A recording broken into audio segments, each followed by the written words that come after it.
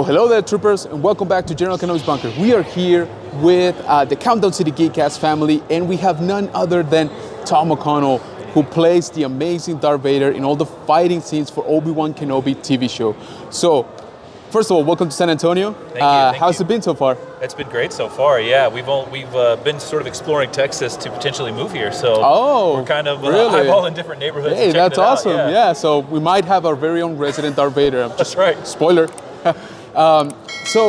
Let's just jump right into it. I mean, incredible experience to be part of something, so amazing. Could you tell us a little bit about how that came about? How was the process to get the audition, for example? Yeah, absolutely. So I like to tell the story about, this is a story with a long origin story, a long history. I worked for a guy maybe 10 years ago, maybe a little more, in Louisiana. I was doing stunt work. It was one of my first few stunt jobs. And fast forward 10 years, he was working with Jonathan Eusebio, our stunt coordinator, in Berlin doing The Matrix 4. Wow. And very talented group of performers. Right, yeah. And so they were sort of doing their pre-casting or their homework, trying to figure out who they were going to build their team, who their stunt team was going to be for the Obi-Wan show.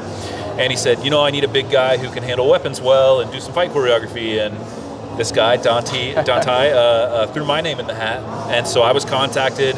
I went in November to start the casting process, and it took about 3 or 4 weeks of just doing weaponry before I finally got to put on the costume the first time. And what a moment. I can't even imagine. That was, yeah. And so, after a brief freak out, it was nice. I just settled in and tried to do the best I could. And again, a few months later after that, they said, hey, I think the exact wording was, if you want the gig, it's yours. Wow. So who's going to say no to that? I was going to say, just in case you don't want it, we're throwing that in there. We're giving you an out if you don't want it. Didn't take me long to respond. Yeah, no, I was going to say, that's incredible. And let me just tell you, coming from a fan, you did an incredible job. Thank you so much. Guys, basically, we all know how Obi-Wan Kenobi is. Amazing show, incredible writing, incredible acting. Let me put it to you this way. Everything that you absolutely loved about Vader, this man had to do something with it, okay? So all of these scenes were amazing. And just incredible fighting scenes. I mean, we all know that. And it shines through the work that you guys definitely put into it. Thank you. So in that vein of playing Darth Vader, right, like you said, you get the suit. If you had to choose one thing, what do you think was your favorite thing about, portraying Darth Vader? I always like to say, there were so many moments. I said I could pick a moment out every day that was my favorite moment of that day. But overall, the thing that struck me the most was just the love that everyone had of the character, of the show, of the legend that George Lucas created. I mean, we are a generation now, or several generations. I'm older now, but several generations of fans. We all grew up with either the prequels or the original trilogy or the sequels or the animated series or whatever it was. It all touched us in a way to make us a fan of what George Lucas created. And it was no different on that set. Everybody on that set had their own individual story of what their favorite thing was. That's awesome. But we were all working to make this someone's next favorite. You know what I mean? And you could feel that on set, like whether it was us performers or the director, Deborah Chow, or the PAs who were on set, like everybody, from the highest to the lowest, and I don't mean that in any derogatory way, but from the highest to the lowest involvement, they still cared so much about the legacy that they were giving their best every day. And that to me was so touching. And that was probably my favorite thing of the experience as a whole. Sure, and I mean, I would think that, being in that kind of environment, it also, quote unquote, pushes you, right, to do better. I mean, so everybody just brings their A game. And I always like to say, Hayden and you and both, they were pros. They had already had several. Hayden, less so, but even at his skill level was pretty awesome to watch. Like the guy pick up a lightsaber again and then just start going at it. And I always tell the story when the first time I sparred with him. We were doing the choreography separately at first because we were all learning the moves together from our fight choreographer, Matt Emig. But once he had that fight choreography laid down and he knew it and I knew it, we then got to spar with each other. And the first time it was like, okay, I'm fighting Obi-Wan Kenobi. I kind of lost my place in the fight. Of course. Because he was I was a fan in that moment, I was like, I'm getting to fight Obi-Wan Kenobi, exactly. That's so amazing. I kind of lost my place. But it's funny you bring that up because I need you to be honest with me on this one, okay? How can you concentrate looking at Ewan McGregor. I mean, dude is just dreamy, all right? He's a handsome guy. Yeah, he really is. Handsome guy. He's great. And it's not so much that he's just handsome, it's that he dropped into character almost immediately. Wow. Like, he's such a pro. Right. And I always said, like, you know, I call it like a dance. He's my dance partner. Exactly. And he was a great dance partner. And frankly, he was leading a lot of the time, too. Wow. But we also got to the point where, like, in that first fight sequence in episode 3 where Vader just kind of bullies him, that's more of my lead, right? Sure, and even in some of the final fight, it was like, okay, some of this I'm in charge and it's my fight. Right. And then you see that power dynamic kind of move on as he sort of gets his power back and sort of realizes Snaps what back his into mission is. Yeah, right. exactly. Right. And you see that who's in control of the fight. Absolutely. And Deborah Chow did a great job of, like, making sure that we sort of rode that wave of like who's in charge, who's controlling this moment in this story. And so fighting him was just a dream come true. I mean, A, as a fan, of course, but B, like he's the consummate performer. He's the consummate actor that you want to be performing with because he's so good at his job, and I think we all know that. Yeah, no, that definitely. Whether it's Obi-Wan or any other character he's played, that it's just an absolute pleasure to work with him. And he knew the moments to, like, bring us out of it, to kind of throw a joke in. He knew the moments when it was time to, like, get more serious. And as you said, they were so good that it made us as stunt performers, we all wanted to up our game. Of course. Because, as I said, everybody was such a fan. We were like, we want to make sure we're doing better than our best. Of course. We always wanted to be doing a little bit more. How can we make this a little bit better? Right. And like I said, you know, it definitely shines through. I appreciate it. So, guys, in case you don't know, he's not only, you know, Darth Vader in Obi-Wan Kenobi, which is already, like, incredible. You also played another character. That's right. Sort of a Sabrak, you know, thug that actually, you know, went hand to hand with Obi-Wan, right? That cool hallway scene. So you talked about a little bit about, of course, you know, being in the suit, you know, trying to choreograph the sword fight, right? All of that stuff. But this one was more of like a, you know, more up close and personal type of thing, you know, throwing punches, things like that. And you were also wearing, I'm assuming, a lot of makeup, right? Maybe some prosthetics. Yes. So can you tell us a little bit, like, how different that was, you know, from... Yeah. So it was actually, I want to say it's almost easier because the Darth Vader costume is its own beast. Sure. Okay, we can talk about that for a long time. Right. But the Zabrak was really cool because obviously, again, I was in college when the prequels came out, and so Darth Maul was like pivotal, right? For a fan, you were like, "This is so cool." Exactly. And I've got to meet Ray Park since then. Yeah, and he's such a sweet too, guy, but he's an amazing performer, amazing martial artist. So to be a Zabrak was cool in and of itself, right? Yeah, absolutely. And then we got to do, when we did this a little fight scene, you know, it was really funny to me. Was like Deborah Chow, the director. Again, she was like, you know, Cha, the other guy in that fight scene. He's a really extremely talented martial artist. Awesome. Very clean, very crisp movements. Right. That's not usually me. I always say I move like a gorilla. I'm kind of so when the scene called for, I think the official title was like Spiced In Guard 1 and 2. Okay, yeah. But she said, you know, she came over and she was like, okay, guys, just remember, like, you're more like thugs. You're not like trained fighters like Vader is, or like any of the Jedi are, or anything like that. And Cha, God bless him, like, he's such a good martial artist that she was like, okay, can you make it a little like sloppier? But for me, she was like, Tom, you're good. You got the assignment. She's like, you're as sloppy as it is. Don't worry about it. But yeah, it was really a lot of great fun to do it, and to, I mean, it was like bonus, you know. It's like I already get to do one of the most iconic villains of all time, but now I get to do an extra scene. Yeah, I know. Cool. Yeah, and again, you know, anytime with Ewan McGregor, I'm assuming, you know, it's welcome. any day on set with Ewan McGregor's a good day. Absolutely, what I say, absolutely. So, maybe, you know, focusing a little bit more on what would you say the one thing that you maybe dislike the most about, you know, we talked about the suit. I have to believe that for a stunt performer, right, for a physical performer, martial artist like yourself, there has to be some restrictions, right, when you're wearing all of that, like extra weight on you, but also you know, your limbs cannot move as freely as, or even see, maybe, like I'm assuming the vision is a little bit not great in that thing. No, you nailed it on all counts. I mean, anybody that's familiar with, I always say, like, and I commented in my own Instagram post that I have such profound respect for suit performers and people who even cosplay. Like, it's a heavy suit. It's very hot. Yeah. I always say it's like wearing a leather quilt, basically. So you can imagine on hot days, like, you are sweating. You are really, really sweating. And again, all credit to Hayden here. Like, Hayden had to wear, not only did he wear the suit, but then he also had to wear the prosthetics of the burn scars and everything that he had going on when they did the CBD in there. And, like, God bless the guy, man. Like, it had to be a bit of a nightmare. Like, I know a lot of people get claustrophobic when they wear prosthetics or when they're in a helmet because you can hear your breath. You sound kind of like Darth Vader. Yeah, exactly. Whether you want to or not. Yeah. And so it's kind of claustrophobic for some people. For me, there were moments where it was like that. There were moments where it was claustrophobic. If we did a long take where we're fighting really hard, and then like I'm out of breath, and they say cut, I'm like, how fast can you rip this thing? Like just rip it off. Like a pit crew. I wanted them to rip this helmet off of me just so I could breathe. Yeah. Because you feel a bit suffocated, like you're wearing leather all over your body.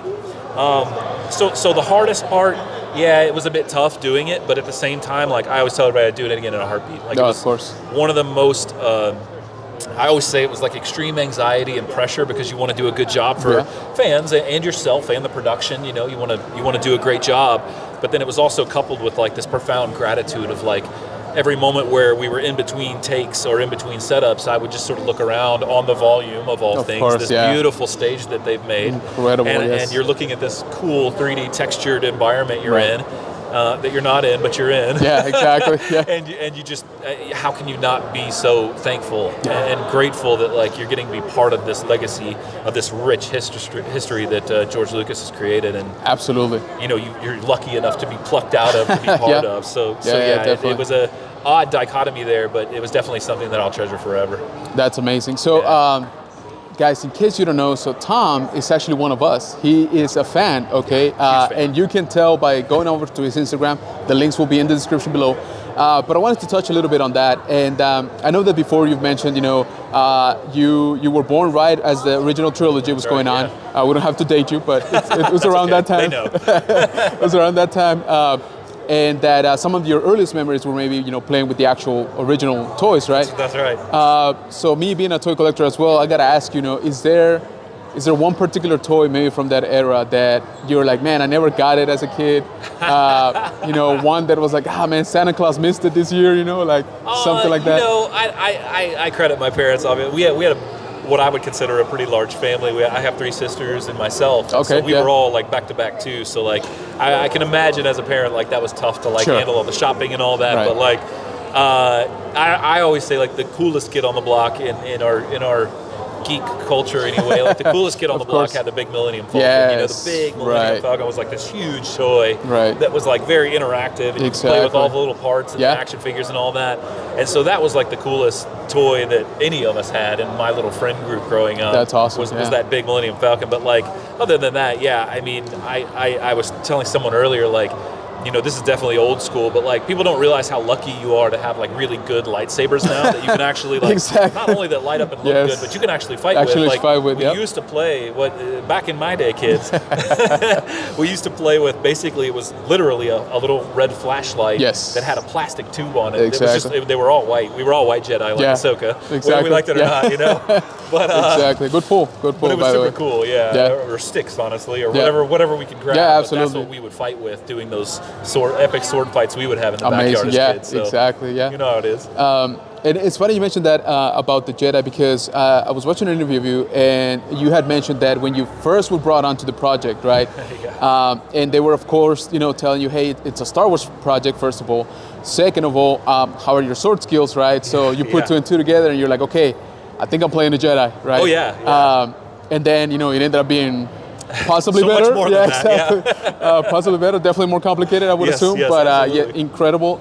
But you being a fan, right? If you had your pick of a Jedi to play, who would it be? And this can be in any era. Well, the newer. It was interesting. So obviously, when I went into playing Darth Vader, I started going on this rabbit hole of like looking at the comics and all sorts of things, and I didn't get to read all of them. But I really did like the idea of, you know, I talked to Ray at one point. We were like, we should mix it up sometime. Like Darth Vader and Darth Maul having a fight would be really cool. And I really like the idea of even Ventress, Savage Ventress, like the other Zabarak that the Night Sisters cooked up, right? Yeah, exactly. Yeah, those aren't Jedi necessarily, but they were fun nonetheless. Oh, absolutely. There was a Jedi, I can't remember his name, but he was like this really powerful Jedi, gray in his beard, sort of like me, kind of jacked guy, and that would be fun to get in shape for that. But like he actually fought Darth Vader in the comics, right? And I think the Emperor had sort of tasked him to like go find this guy. And yes, he was watching over this like village of people or this planet, whatever it was. But like Vader had to go fight him, and he kicked Vader's ass pretty good. The first time, there you go. But I think that would be a little bit interesting. I don't know that they would let me do both, but you never know. Okay. But it would be fun to do the fight nonetheless, and it was a cool character. Absolutely. Other characters, it's really funny. Somebody else asked me what other characters I would like to play, and literally in my mind, I said Hondo because I really like the idea of Hondo. He's not a Jedi, obviously, but I love Hondo. And then my other character in my mind that I thought of later was Zeb. And then, of course, it was like 2 days later, we saw Zeb in live action. Now, obviously, I wouldn't do the voice. I want to pay respect to the guys that did the voice acting, but athletically and wearing the suit, I was going to say, I can see it. Getting pretty comfortable wearing the suit stuff now. I don't know how I would do that with the legs being different because he's more animalistic. Kind of tricky, yes. But I just had this like dream where I was like, I would want to go talk to Andy Serkis because he's such a great, character actor and doing the creatures and an actor in his own right now, obviously with Andor and all that. But like, it would be great to have a conversation with him and be like, okay, how would you approach this character that's like mostly animal but also is like humanoid in form, right? Like Zeb is. Yeah. And now, of course, they've done it on with CGI, and he looks so great that I wouldn't blame them to just keep doing it that way. Like, he looks amazing. So I hope we get to see more of him. Fingers crossed, right? Same here. Yeah. But I can totally see it. You're right. I mean, I think you're definitely got the build for it, and that would be very, very interesting to see. That'd be fun, right? Yeah, that would be amazing. That'd be super fun. So we know that you have an actual engineering background. That's right. Yeah. And which sort of helped you to get job in one of the other huge franchises out there, which is James Cameron's Avatar. That's right. So you participated, in both Way of Water lightly. I don't want to take too much credit because the guys that I was working with were absolute titans in the industry of stunts and stunt rigging. Garrett Warren and Steve Brown. One of my friends, Steve Brown, and his mentor, Garrett Warren, was the stunt coordinator on that. Right. And then there was a guy named Kurt Lott that was the key rigger. And so riggers in the stunt world, they're the guys that hook all the wires up. Make sure everybody's safe. All the pads, all that kind of stuff to make sure, the actors and the stunt performers are safe in doing what we do. That's sometimes people think it's a really dangerous job, but these guys make sure that it's a very controlled environment. And I'm sort of honored to work with them sometimes to be able to do that. So Steve brought me on, and Garrett brought me on to sort of apprentice on Avatar. I was very lucky and fortunate to have that connection to get me in the door there. And I worked with a few of the guys. A lot of the moves that you see, if you've seen the Avatar, the latest installment, where the ship starts turning over, the way they filmed that with motion capture was they built this giant platform that was I don't know, the size of half of a basketball court. Yikes. Hooked the four corners up to these really powerful winches that they use to either fly people around or do whatever. And they basically tilted the ship and then had the fight in 3D in motion capture on that ship as it was tilted or listing or going under, capsizing. And so just to even watch that and observe and sort of be part of that was, so fulfilling. To understand the behind the scenes of how some of these stunts are performed, whether it's the superhero stuff that Marvel does, or the stuff that's done in the Star Wars universe, or the stuff that's done there.